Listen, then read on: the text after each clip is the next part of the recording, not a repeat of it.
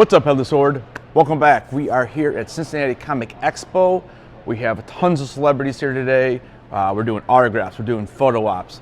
If you like Funko Pops, listen, this con's got the Funko Pops. We're gonna walk around, we're gonna take a look. I'm meeting Matthew Lewis today, AKA Neville Longbottom from the Harry Potter series. As you can see, I'm repping House Slytherin today at the con. Yeah, we're gonna have fun today, and we'll go ahead and walk around a little bit, and I'll show you guys some footage.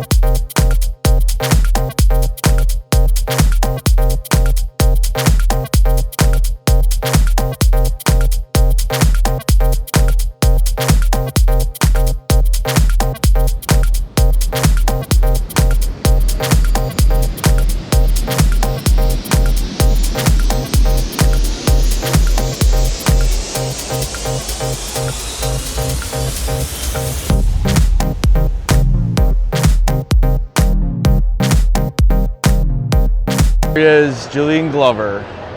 I wonder if he remembers my dog. Paul Bettany, there he is. Vision.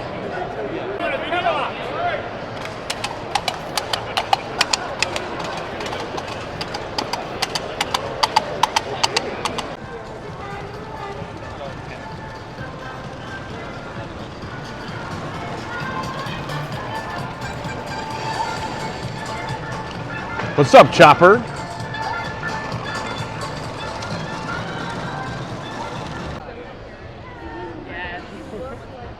There he is, the voice of Mario.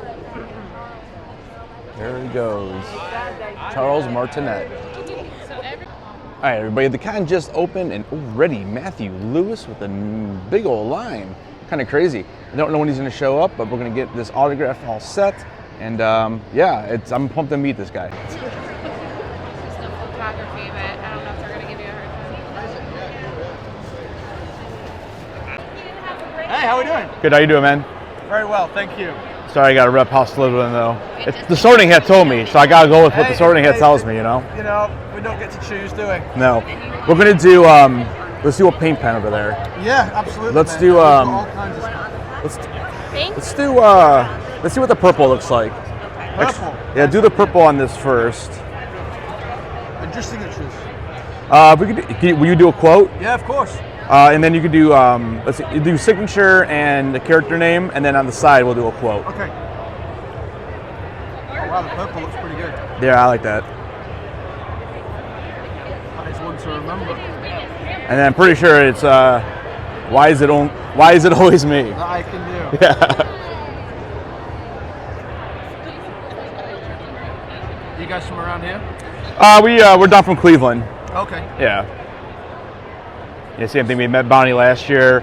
Tom Felton's going to be up in Michigan, actually, or well, I guess it's really Detroit, at their Motor City Con in November. Okay, I think I did that one a couple of years ago.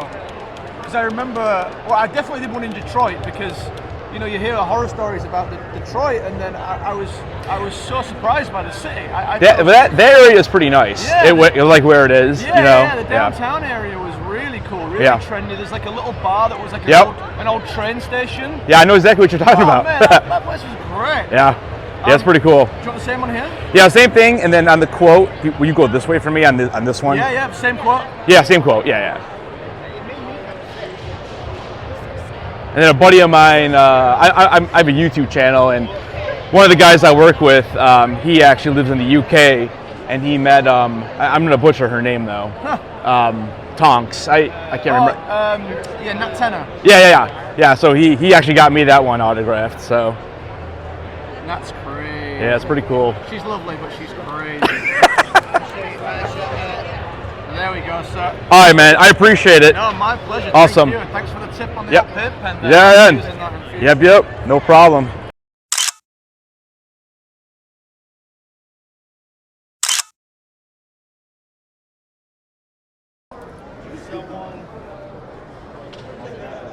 Free advertising on his YouTube channel. We're custom, so we can really make it whatever you want. All right, here we go. Lady Stoneheart's going to try the world's tallest dice tower. Far more easy. Okay. All right, what do we do here? Kind of tricky. Yep. Do I? Yep, go ahead. Do I pick it up? He's got purple heart okay. rails.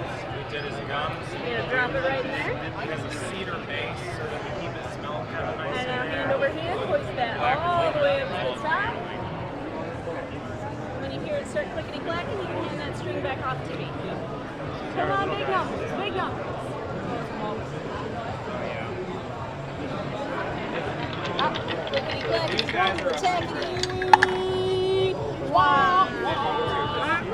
One. Wow, that takes a lot of chow. I should get something for getting nothing. One should be She literally just got nothing. Everyone else wins, but she got nothing. on the world's tallest dice tower. See that? I got that. You got what? I get this. You get.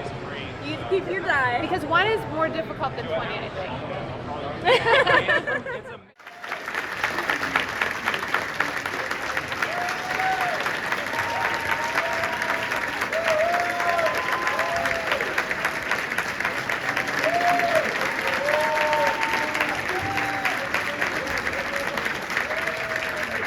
Yes, I was going to say red's not my color.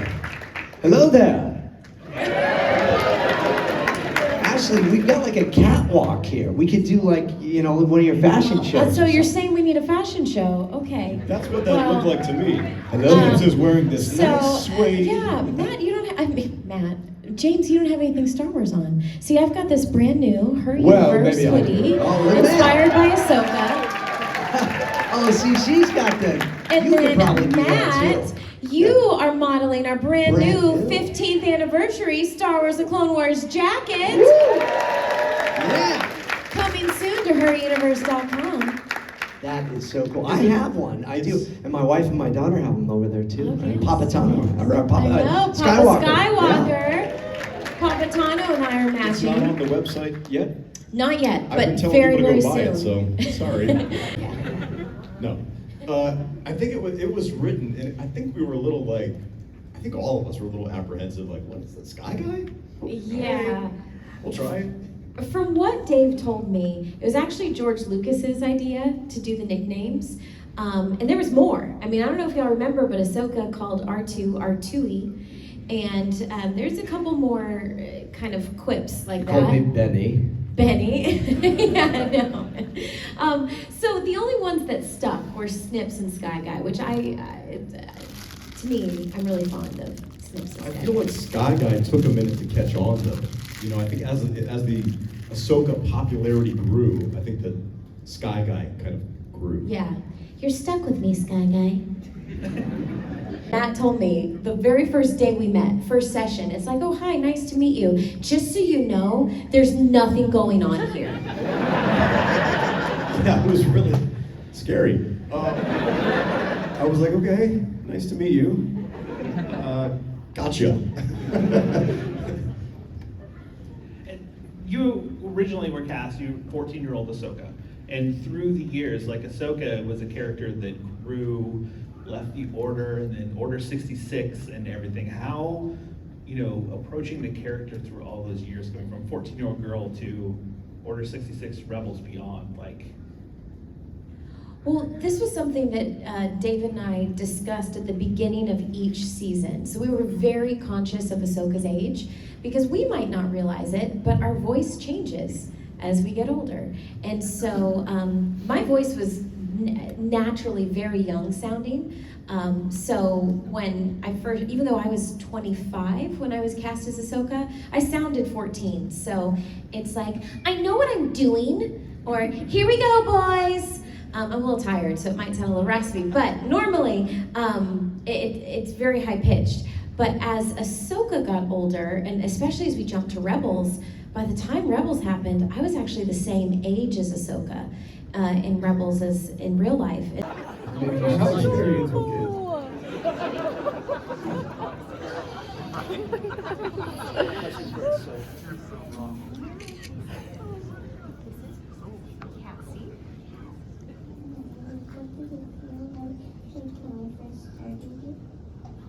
That's a great question. Wasn't that a great Cassie. question? Yeah. Yes.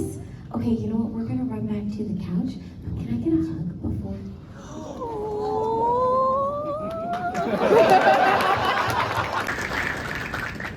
I'm a little bit afraid too.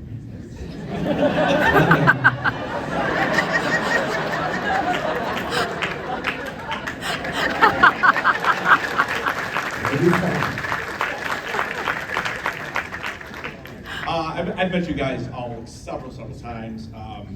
James, you actually friends with one of my good friends in Nashville, Josh. Oh, yeah. Yep, good friends with him. Actually, I've met you several times. Matt, ICCC, I think I met you my first time. Oh, yeah. So, I have a YouTube channel, and so here's a question I always like to ask celebrities like yourself. So my YouTube channel is a mesh between Star Wars and Game of Thrones. So, your characters, who would they be hanging out with in the Game of Thrones universe? Now I asked this to Tia Sakar and Vanessa Marshall. I had them both on my channel, and Tia said, "Well, I'm gonna let you guys answer, then I'll tell you." Cute Joffrey?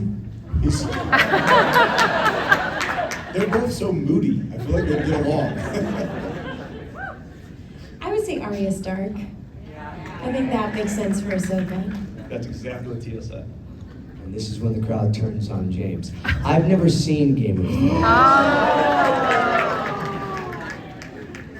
Oh, I'm sorry. I watch a lot of TV with my daughter, who's here, and so I didn't feel it was really appropriate. I saw one episode because I was on an airplane, and the person in front of me was watching it, and somebody was eating somebody's brain, and I went, I think this is probably not for me. So I don't know, who all do you think Obi-Wan would relate to? I just said Ned Stark. Okay. Then I'll say Ned Stark. There we go. I got so excited about it. I don't know why.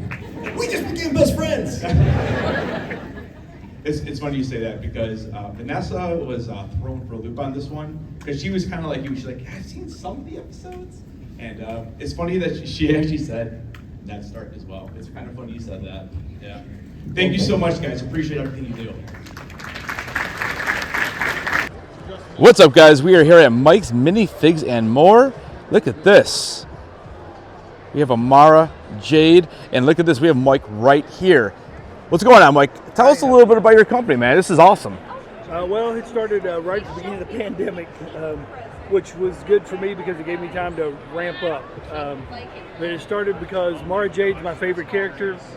Lego didn't have a Mara Jade, and I wanted one, so I combined 4 figures together and made her. And my buddies were like, hey, you should do that with other characters. I've always been a Star Wars guy, so I went with the vintage Kenner style card back look.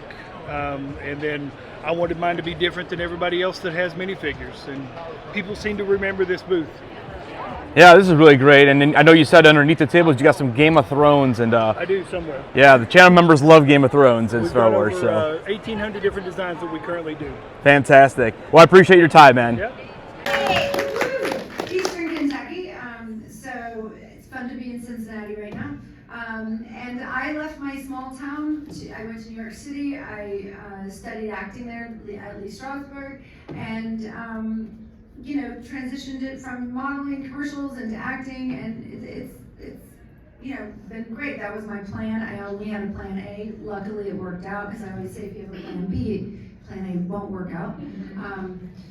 And you know, for me it was just culture shock going from such a small town in Kentucky to New York City at a young age. There was lots of adjustments there, but Julie, I think you had a different experience, right? Did you moved to New York as well? I did, yeah. I started as a competitive figure skater. I competed for 13 years. I got injured when I was 13. 13 is my unlucky number. My mother didn't want me sitting around the house and being bored, so she dragged me to my very first audition for a community theater play, and I got the part, and then she dragged me to meet with a modeling agency in the city of Pittsburgh, and that's where I met a man who was my manager, and he was my manager for almost 30 years until he retired. And that's kind of how I went, you know, right from competing figure skating into acting, and then I went to NYU and studied, and for me it was kind of a similar, listen, there's nothing more nerve-wracking than being a figure skater, let's just be honest. When you're on that ice and you're competing and you got one shot to land a jump and you don't, you fall in front of hundreds, well for me it was just hundreds of people, but like the Olympics it's like thousands of people. It's devastating. So for me acting was easy. I was like, no one knows when you fuck up. So it was a easy transition because I grew up performing.